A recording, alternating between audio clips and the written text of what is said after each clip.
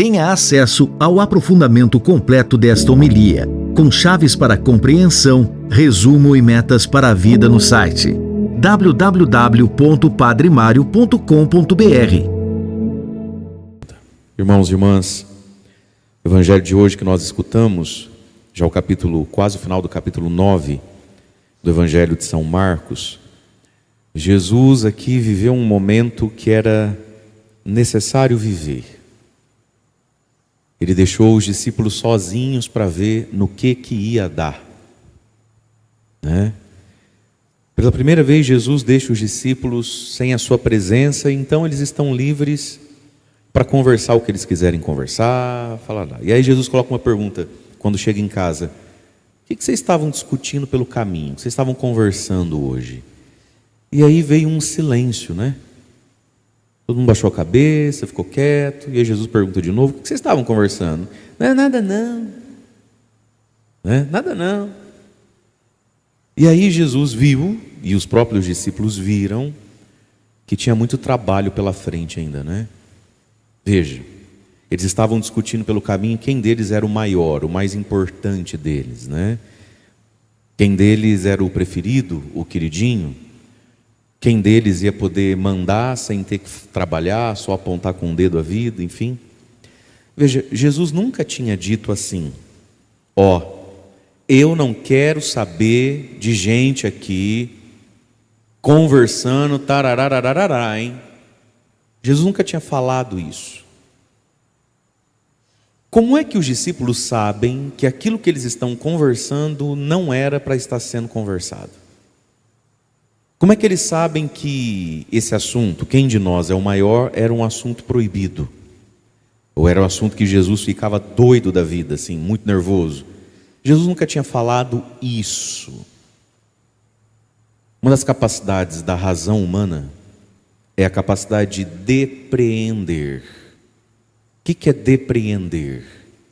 Depreender é pegar uma coisa, entender uma coisa, e daquela coisa eu não preciso te falar mais nada, porque daquela coisa você vai depreender todas as coisas, não é? É assim que a gente aprende muita coisa na vida, é assim que a gente aprende, por exemplo, matemática. Então, lá no nosso tempo de escola, quando tinha prova de matemática, tinha que estudar para a prova de matemática. Aí você estuda para a prova de matemática um monte de exercício. Faz em casa um monte de exercício de matemática. Chega na prova de matemática, não cai nenhum exercício daquele que você estudou. Mas você faz a prova. Por quê?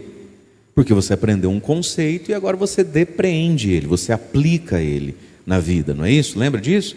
Todo número maior, se for lá para o outro lado, fica menor. Todo número que está em cima vai para baixo. Aí pouco importa se é 7, se é 5, se está em cima vai para baixo.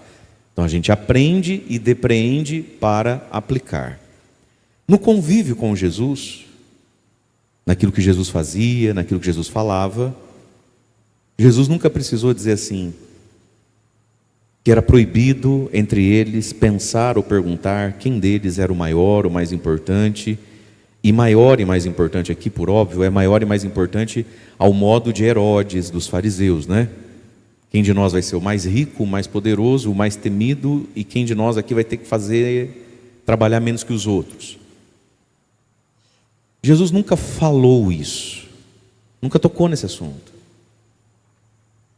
Mas a pessoa de Jesus, o evangelho de Jesus, as pregações de Jesus e o modo como Jesus agia proibia esse assunto.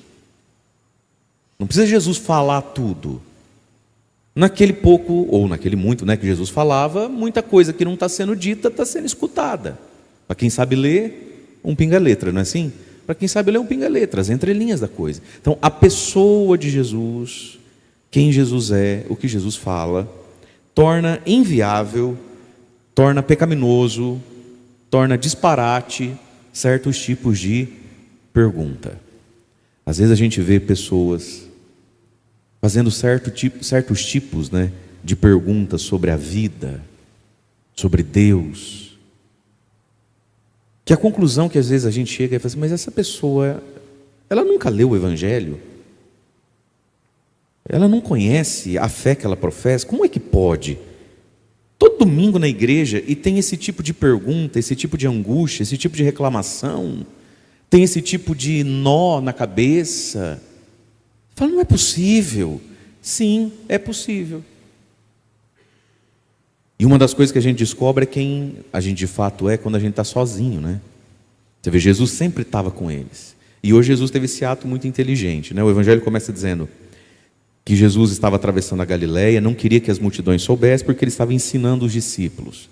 Os discípulos tinham um privilégio muito grande, né, sobre Jesus. Você vê, Jesus abria a mão das multidões para ficar só com os 12, às vezes mais de dia, ensinando o reino, ensinando a vida, ensinando Deus, reinterpretando as escrituras para eles, porque os 12 são muito importantes na continuidade de Jesus, né? E aí Jesus chegou numa temática, começou a dizer-lhes, é a segunda vez no Evangelho de Marcos que vai ser dito isso: o Filho do Homem, que é o próprio Jesus, o Filho do Homem vai ser entregue nas mãos dos homens, eles o matarão, ele vai ser traído, ele vai ser torturado. Eles estão caminhando para Jerusalém. É uma caminhada que demora meses na vida de Jesus, desde que ele decide de fato ir para Jerusalém. Muito bem, o que os discípulos esperavam disso? Ele é o Cristo, ele é o Messias, Jerusalém, cidade santa. O que os discípulos esperavam? Esperavam que em Jerusalém Jesus fosse destruir todo mundo, reinar sobre todos e dar um cargo de confiança para cada um deles. E todo mundo ia ficar muito bonito na foto, né? Todos eles iam assim viver um milagre, todos eles assim iam prosperar, vamos colocar assim, né? Essa era a expectativa deles, de fundo deles. Mas não é disso que Jesus vem falando. E já é a segunda vez que Jesus explica: olha, quando chegar lá, não vai ser como você cresceu ouvindo falar. Quando chegar lá, eu não vou matar ninguém, eu não vou dar um golpe de estado no Herodes. Quando chegar lá, você não vai ser chefe disso. Não é isso. O Messias, o Cristo, não é isso. Já é a segunda vez que Jesus fala disso, fala demoradamente e abertamente. Mas nós temos em nós, meus irmãos, uma mania de só escutar o que a gente quer. E nós temos em nós uma dificuldade de desescutar as coisas. Algumas pessoas são verdadeiramente teimosas e surdas. Você fala 1000 vezes, é como se eu não tivesse falado nada. Você já conversou com uma pessoa e falou assim: fulano, qual foi a parte que você não entendeu, que eu não aceito isso, que eu não gosto? Qual é a parte que você não entendeu? Lembra que a gente conversou? Que é assim, assim, assim. Qual foi a parte que não ficou clara disso? Aí você fala: você não é burro, você não rasga dinheiro. Acontece, meus irmãos, que todos nós temos dentro de nós vontade. Não é isso? A gente sente vontades. Nós temos os nossos apegos. E abrir mão de vontades não é coisa fácil. É daí que nasce a teimosia. A pessoa entendeu o que foi pedido. Ela não é burra, ela não rasga dinheiro. Só que ela não quer por dentro. Então, os discípulos, eles cresceram ouvindo uma pregação, uma narrativa, seja na sinagoga, seja na rua, uma ideia de Messias, uma ideia de Cristo.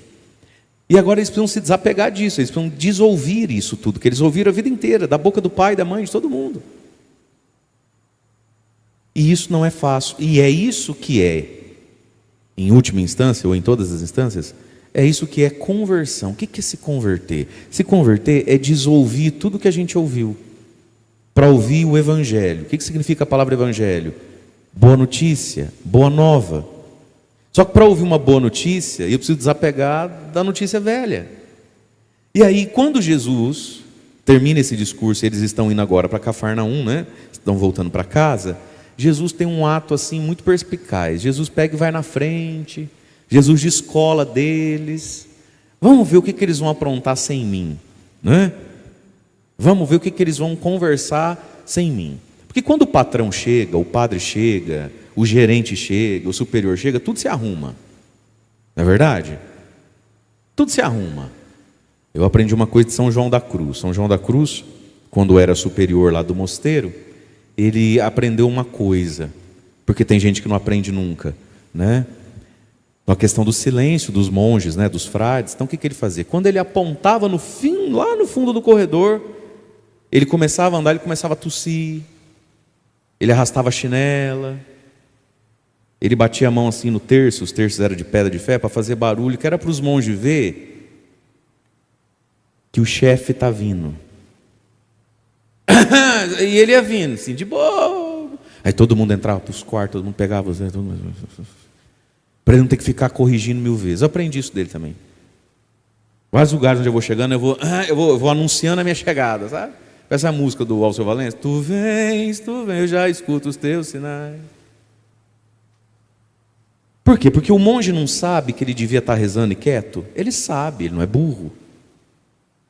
Eu não falei em japonês com ele, ele entendeu. Mas lá dentro da pessoa tem uma voz que diz assim, não sei o que tem, conversar um pouquinho, e que faz desobedecer. Então Jesus teve um ato aqui da inteligência, né? Jesus andou quase um dia, e uma hora Jesus estava muito lá atrás, uma hora Jesus estava muito lá frente, uma hora Jesus parava para abastecer o carro, falava assim, não, deixa que eu pago. Alguém quer um café, um pão de queijo? Deixa que eu pago, eu vou lá dentro pagar. E deixava eles sozinhos. Né? Quando o gato sai, vamos ver o que esses ratos vão fazer, né? Aí quando chega em casa, Jesus toca no assunto. O que vocês estavam conversando? Porque toda vez que eu chegava fazia um silêncio. Se eu cheguei e fez silêncio, algo está sendo dito que eu não posso ouvir. Por que eu não posso ouvir? Por que não pode ser dito na minha frente? Não, nada não. Não, como nada não? Então continua. Aí chegou em casa, Jesus foi guardando, né? O que vocês tanto conversavam? E aí vem o silêncio dos culpados, né? Eles conversavam algo que não deviam estar conversando. Mas por que é que conversavam? E aqui está, meus queridos. O Evangelho é boa notícia, que contraria velhas notícias, que às vezes nós amamos e nos apegamos, nós precisamos estar dispostos a mudar de ideia. É por isso que tem gente que perde emprego. Porque ele entra no emprego novo com a ideia velha, ninguém manda em mim. Porque ele entra no emprego novo com os vícios velhos, não é assim? Entra num relacionamento novo com a ideia do relacionamento velho. Quando uma pessoa está indo para o quarto, quinto casamento, de quem será que é a culpa? Sempre das outras, dos ex? Não é possível. A gente não abandona ideias velhas na nossa cabeça. E veja, Jesus falava, entrava numa orelha, saía na outra. Jesus falava, entrava numa orelha, saía na outra. Se é que entrava numa orelha. Nós temos isso em nós, às vezes, a negação. Às vezes tem coisa que nos contraria tanto, que a gente simplesmente nega. Você conhece gente que vive em estado de negação? É óbvio, por exemplo, que aquela criança tem alguma particularidade, que aquela criança precisa ir para um médico, especialista, a gente não sabe no quê, mas ela precisa ir, é óbvio. Mas a mãe, o pai, muitas vezes, vive num estado de negação. É óbvio que tem uma síndrome, que tem alguma coisa. Não tem, porque dói, né? Dói. É óbvio que está sendo traída. É óbvio que ele tem outra. Não tem. Então, os discípulos vivem aquilo que a gente vive. Às vezes a gente está tão apegado em algo, seja negativamente, ou seja positivamente, que a boa notícia não entra na nossa cabeça. Ou qual explicação a gente poderia encontrar para às vezes a gente praticar a fé, a religião, uma vida inteira e nunca se curar de algumas coisas? É que a gente de fato se apega. E aí entra numa orelha, sai na outra a boa notícia. E a gente não se apega só ao que é bom, a gente se apega inclusive ao que é ruim. E a pessoa vai passar a vida inteira ouvindo: tudo posso naquele que me fortalece, o Senhor é meu pastor, nada me faltará, não vos preocupeis com o dia de amanhã. Ela vai passar a vida toda ouvindo isso. Vai entrar numa orelha, vai sair na outra. E se você perguntar assim: o que você estava conversando pelo caminho? O que ela está conversando no caminho? Depois de 30 anos ouvindo as boas novas do Evangelho? É porque ninguém me ama, é porque ninguém me quer, é porque eu não entendo porque que a minha sogra prefere a minha outra cunhada, é porque nada que eu faço dá certo. Tá, mas essa é a notícia velha da sua vida. Desapega. Não desapega, porque ali tem um ato do apego, do afeto mesmo. A gente quer a velha notícia, a gente não quer a boa notícia. O que vocês andam conversando pelo caminho? E aqui está, meus irmãos, uma purificação que a gente precisa fazer na nossa vida. A purificação da vontade e a purificação da memória. Porque essa pergunta é para mim e é para você. O que a gente anda conversando pelo caminho? Remoendo dentro da nossa própria cabeça. O que a gente conversa o dia inteiro com a gente mesmo? O que a gente conversa com a gente mesmo ou com quem é muito chegado a nós quando os assuntos emergenciais eles acabam? O povo não diz cabeça vazia, oficina do diabo. Não é isso? Tá, mas tem uma hora que a cabeça vai ficar vazia. Tem uma hora que você precisa tomar um banho, comer alguma coisa, deitar no sofá. Tem uma hora que não tem como você estar trabalhando, fazendo. E é nessa hora que aparece o diabo, né? Então, ao mesmo tempo que essa frase ela é verdade, ela é preocupante. Ou seja, cabeça vazia, oficina do diabo significa, se eu não tiver diante de mim com uma emergência, com alguém me cobrando, se eu não tiver com um prazo para entregar alguma coisa, se eu não tiver com uma atividade assim que se impõe, eu sozinho sou um diabo. Eu sozinho só remoo, penso pornografia, mágoa do passado, inveja dos outros. E veja, ao mesmo tempo que isso é, aspas, normal, comum, isso é profundamente errado. Por que é que muitas pessoas, quando ficam com a cabeça vazia, ou seja, elas estão de férias, elas não têm algo de urgente para fazer agora, por que elas não pensam coisas boas? Não é? Tem uma coisa que se aprende dos filósofos, desde os mais antigos, né? E se fala hoje muito para algumas funções da sociedade, se chama ócio produtivo. Já ouviu falar essa palavra ócio? Ociosidade, significa não ter nada para fazer. O ócio produtivo. Todas as grandes invenções do mundo que a gente gosta e que nos fazem bem e que fez o mundo evoluir, nasceram onde? Num ócio produtivo. O sujeito estava relaxado, não tinha nada para fazer, nada para pensar, e aí ele tem uma ideia genial. Pum! Uma ideia genial. Sobre qualquer coisa que você possa imaginar que a gente tenha, que seja alteração. Qualquer coisa, o telefone, o rádio, a eletricidade, a medicina, certos tipos de remédio, certas engenhocas da cozinha da nossa casa, que facilitam a vida. Todas elas nasceram do ócio. As grandes, as megas empresas contratam pessoas para não fazer nada. Só para pensar. Qual é o serviço do sujeito? Nenhum. Qual é o prazo que ele tem? Nada. Você está sendo pago para ficar de boa. E trazer para a gente alguma ideia. Alguma ideia. Inventar alguma coisa. O ócio produtivo. Agora você imaginou se a pessoa, no ócio produtivo dela, no não fazer nada nela, ela começa a se deprimir, lembrar do passado, sentir raiva do outro, inveja do sei o quê. É porque eu sou feio. Por que eu não nasci com o corpo daquele ali? Por que ele é alto, eu sou baixo? Por que eu sou baixo, ele é magro? O mundo era o que até hoje? O mundo era uma selva até hoje. Imaginou você e eu precisando acender um fogão, nem fogão ia ter, tendo que bater uma pedra na outra, lascar para sair uma faísca? De onde é que veio tudo que nos facilita?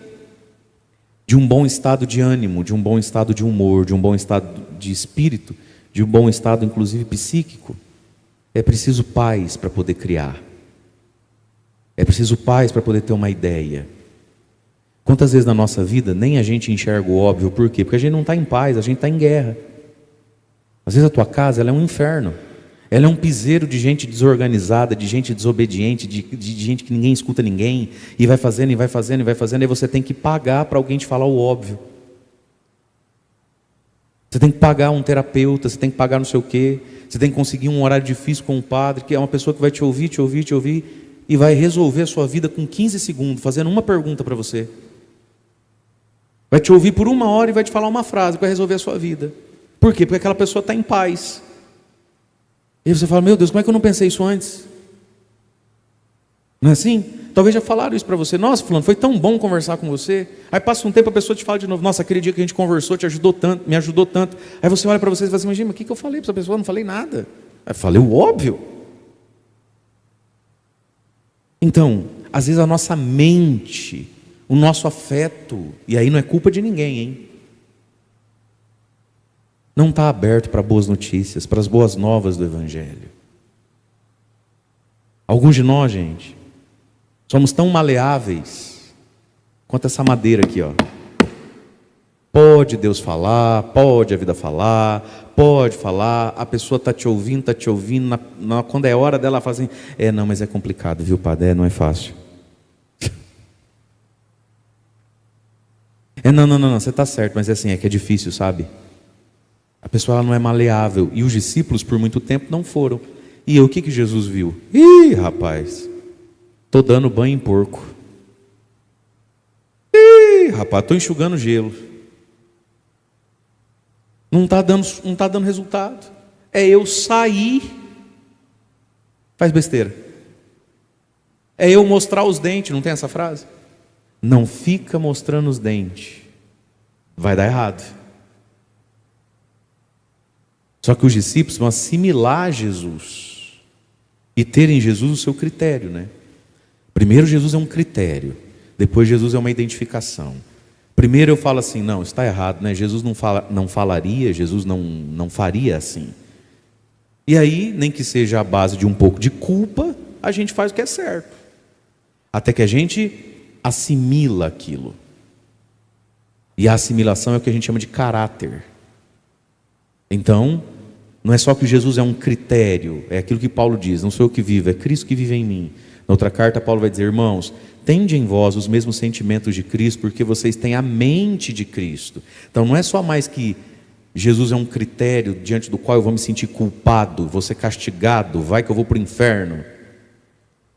Mas a gente assimila o Evangelho como liberdade interior, e aí Jesus pode ir na frente, pode ir atrás, pode entrar lá dentro para pagar, e a gente vai ficar aqui e não vai conversar besteira, não vai pensar besteira, não vai desejar besteira.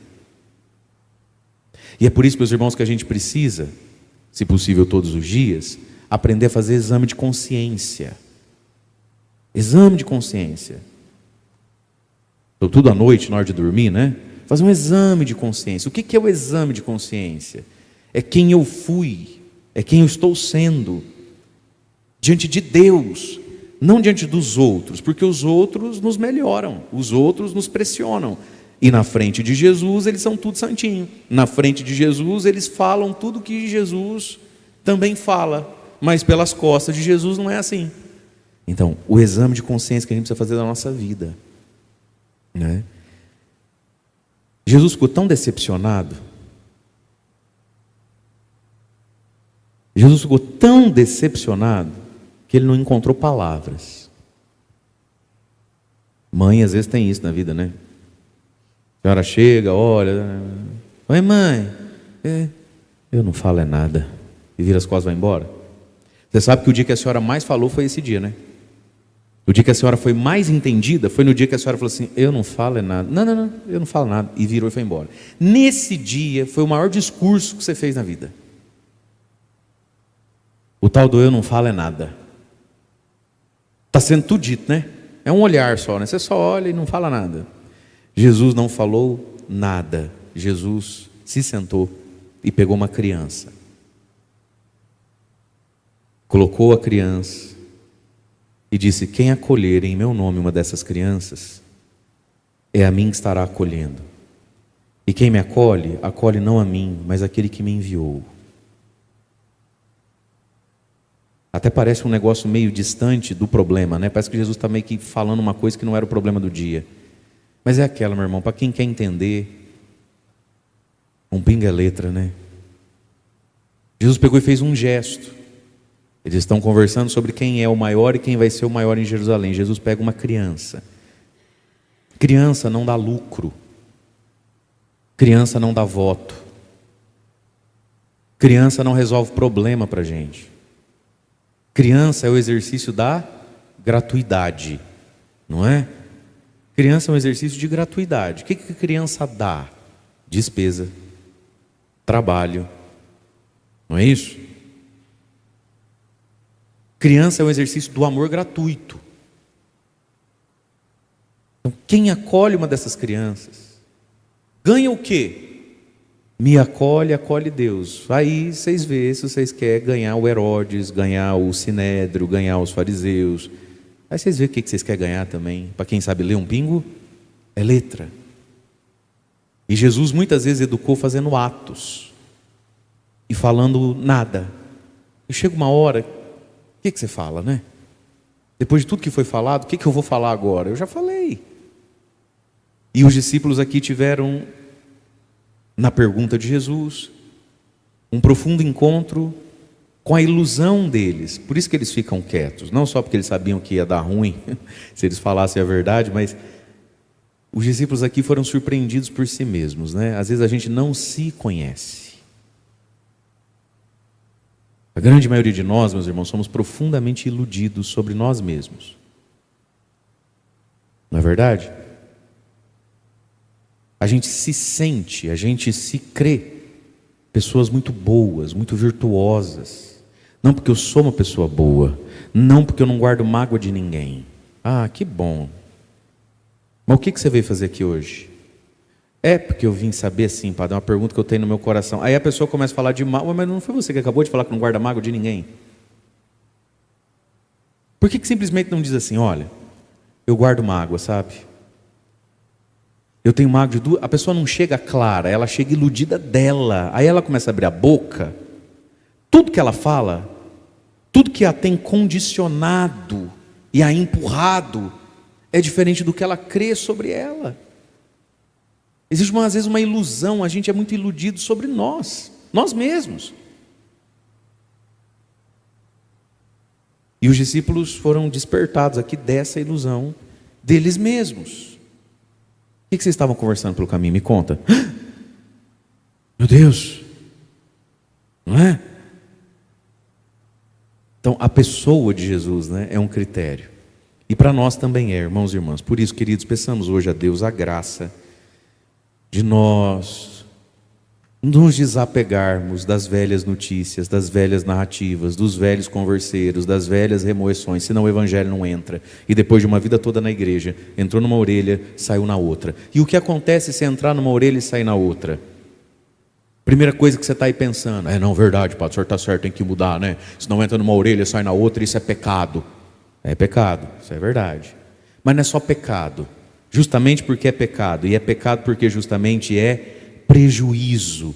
Meus irmãos, Jesus veio para que tenhamos vida e vida em abundância. E quem diante de Jesus entra numa orelha e sai na outra, não vai ter a abundância da vida. Entende isso? Não é só pecado porque é diferente de Jesus. É pecado porque é prejuízo. É pecado porque é atraso. É pecado porque nos rouba aquilo que Cristo veio nos dar. A gente precisa entender um pouco melhor o que é pecado, na profundidade do que é pecado. Às vezes a gente entende pecado assim, a toalha hoje é verde ou branca?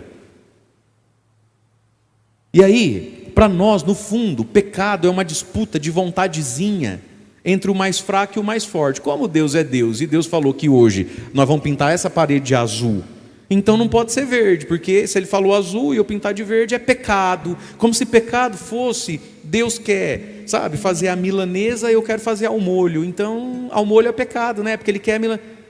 Como se Deus fosse um Deus picuento, como se Deus fosse chato igual você. Isso não é Deus. E não é por causa disso que as coisas são pecado.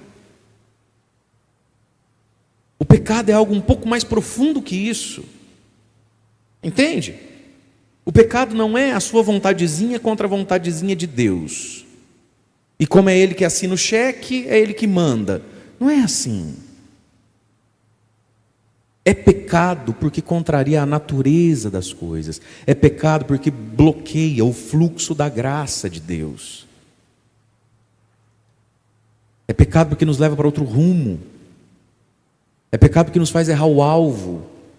É pecado porque cria em mim um impeditivo para receber o que Deus quer me dar. É por isso que é pecado. Entende isso?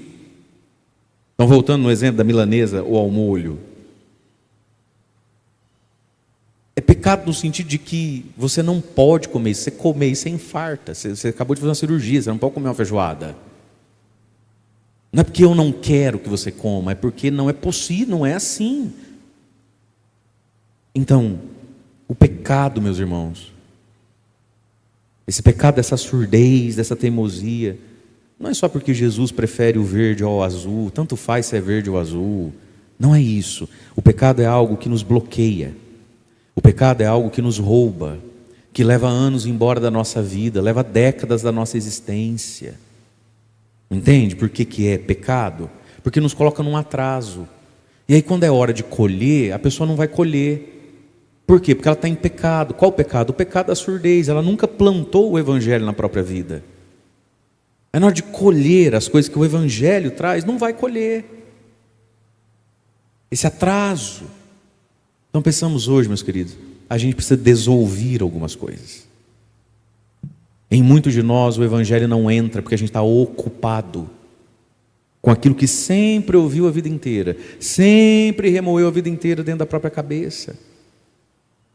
Ontem uma pessoa partilhou comigo com tristeza, falou assim: pá, sabe tal pessoa? Eu falei assim: lembra que o senhor atendeu? Eu falei: lembro. Então, juntou lá com o rapaz. Eu falei: eu sabia que ia dar nisso. Só tem um drama lá do vai morar junto ou casa na igreja, mas aí, né? E envolve essas bobeiras de quem é surdo para Jesus, né? É porque a festa, é porque o dinheiro, esse tipo de coisa. Tá, enfim, tantas situações, né? Aí foi morar junto, acabou. Eu sabia que ia acabar. Sabe quando você conversa com uma pessoa sabendo que não vai dar resultado? Às vezes a gente faz o bem com expectativa, né? Às vezes a gente faz o bem por dever mesmo, né? Você faz, eu vou fazer para não dizer que eu não fiz. Mas não vai dar nada isso aqui. E não deu mesmo, né? Ai, Jesus amado. Por quê? Por exemplo, hoje, casamento. Vamos olhar ali para as nossas meninas do Ministério de Música.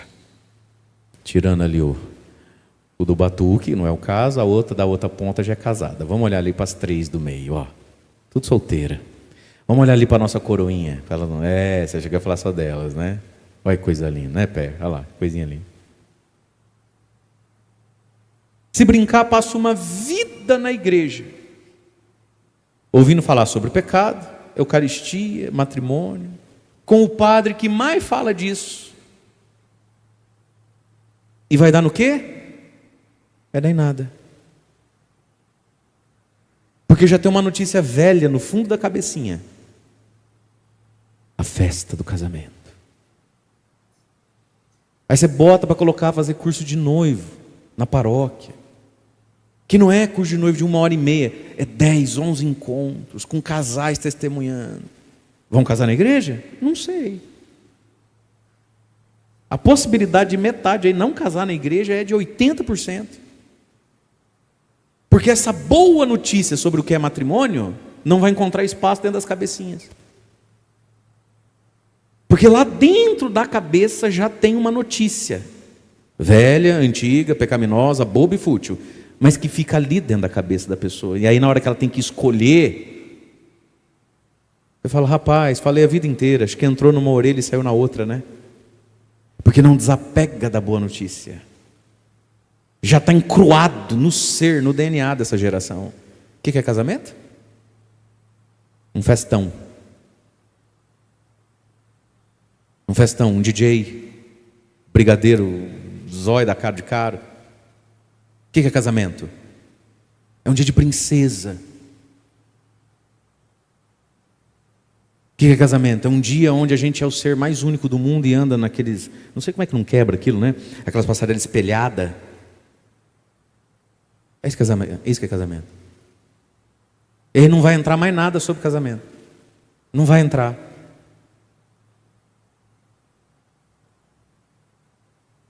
Nós, de todo o coração, esperamos sim algo de diferente. Tá bom, meninas? Mas veja, não é assim? Não, porque o mundo é dos espertos. Aí passa a vida dentro da igreja ouvindo o evangelho. Mas na hora que a vida dá uma ocasião, qual palavra está dentro da pessoa? Manda quem pode, obedece quem tem juízo, bateu, levou, o mundo dos espertos, eu não sou trouxa, o que é dele está guardado. Quantas pessoas são verdadeiros demônios que não perdem missa? Você conhece? Demônio que não perde missa. Última eleição aqui no Piquiri, 3 candidatos a vereador quase perdeu o casamento. que eu fiquei sabendo. 2 veio falar comigo. Sai fora, não disputa, que senão eu vou acabar com o seu casamento. Conversa printada, WhatsApp falsificado, colocando a pessoa conversando com mulher, que não é, e não é verdade a história. O sujeito nesse assunto é mais santo que Jesus. E num dos casos, quem foi que fez a armadilha e a pressão? Está todo domingo na missa. Passa a vida ouvindo. Lavai os pés uns dos outros. Passa a vida ouvindo. Perdão, humildade. Que adianta ganhar o mundo, perder a alma. Certo? Quando tem a oportunidade, o que a pessoa faz? Não, ele está achando aqui que eu sou idiota, ele está achando aqui que eu não sei fazer as coisas. A boa notícia não entra. Não entra. Agora, isso não é um privilégio só nosso. Os discípulos viveram isso. Os 12 preferidos de Jesus viveram isso. Então tenhamos paciência conosco mesmos. Agora, alguma direção na vida. Sabe por quê, meus irmãos? Em Judas não deu certo. Em Judas não teve efeito nenhum. Depois desse dia aqui, depois dessa vergonha, todo mundo baixou a crista, todo mundo resolveu mudar, menos o Judas. O Judas foi convicto para o fundo do poço. É por isso que Deus, que é misericórdia e paciência, trabalha no tempo. Agora nós não temos todo o tempo do mundo. Porque a vida vai trazer ocasiões, e Judas não mudou de ideia sobre algumas coisas. E aí a vida deu uma ocasião para ele. E ele fez a maior burrada da história dele. Por força da ocasião? Não, porque não mudou antes. Tivesse mudado antes, o dia que o sujeito falou assim, quanto é que você quer para vender Jesus? Ele não tinha vendido. Então tem alguns assuntos na nossa vida, dentro do nosso coração, que se a gente não resolve, e veja, Deus tem tido paciência com você e comigo, ou não? Não é nem Deus que vai cobrar a conta, gente, é o diabo que cobra a conta. Deus não cobra a conta de ninguém, em vida não, só depois que nós morre. Você já viu Deus cobrar a conta de alguém? Deus não cobra a conta de ninguém, em vida não, o diabo cobra. Tem coisa dentro de nós que se a gente não resolver, se o evangelho não entrar, o diabo vai cobrar a conta, qualquer hora aí, ó, vai pegar a gente. A vida vai trazer a ocasião, como trouxe para Judas. Judas, a boa notícia do evangelho a respeito de dinheiro, de poder, entrou na tua cabeça, Judas? Não entrou. E foi por isso que Judas fez o que fez. Alguns dizem, e eu me inclino a achar que seja isso mesmo, por que Judas traiu Jesus, afinal de contas, né? E ainda traiu por baratinho, 30 moedas, eram 30 diárias, né? Quanto que ganha uma diarista por mês se ela trabalhar o mês fechadinho? Foi por isso aí que Judas vendeu Jesus. E é um escândalo não só porque Jesus era santo, é um escândalo porque Jesus era muito famoso. Jesus valia muito dinheiro. Muito dinheiro. Se Judas tivesse colocado um preço lá em cima, ele tinha vendido pelo quanto ele quisesse. Ele vendeu Jesus por, sei lá, R$2.500, 3.000. E alguns dizem que Judas fez isso com qual, talvez, pensamento. Ele ia ouvindo Jesus fazer as pregações, como é de hoje, né? E pensava dentro de si, a notícia é velha, não, mas o Cristo não veio para sofrer, veio para reinar. O Cristo, o Messias, o ungido de Deus, veio para matar, destruir, estabelecer um reino. Imagina que esse negócio de ficar lavando o pé de pobre, para, que bobeira. E aí então Judas encontrou uma ocasião, que foi o quê? Eu vou vender ele, entregar na mão desses caras aí. Primeira chicotada que ele levar nas costas, na hora que ele vê a cruz, que ele fala que ele vai morrer na cruz, mas ele nunca viu uma cruz. O dia que ele vê uma cruz, ele muda de ideia. E Judas teria vendido Jesus para forçar Jesus a ser o Messias que ele, Judas, achava que tinha que ser. Que em algum momento ali Jesus ia falar, quer saber, parou a palhaçada. Ia, sei lá, matar todo mundo, pedir um raio do céu, Jesus ia reagir e finalmente ser o que Judas achava que tinha que ser. Então vamos lá, Judas, você já resolveu, você já mudou de ideia sobre Messias, Cristo e Jerusalém? Ele teve 3 anos para mudar de ideia e não mudou. E a vida trouxe uma ocasião e o diabo cobrou a conta da ideia que ele nunca mudou. Os outros todos tinham a mesma ideia. Mas quando Jesus chegar na cruz, os outros 11 tinham pelo menos já mudado de ideia sobre a cruz, sobre o lugar de Jesus em Jerusalém. Então, meus irmãos, olhemos para dentro de nós e vamos ver no que a gente precisa mudar de ideia antes que o diabo cobre a conta. Agora que você já assistiu, você pode ter acesso ao aprofundamento, ensinamentos práticos e as metas para a vida a partir dessa homilia. Acesse www.padremario.com.br.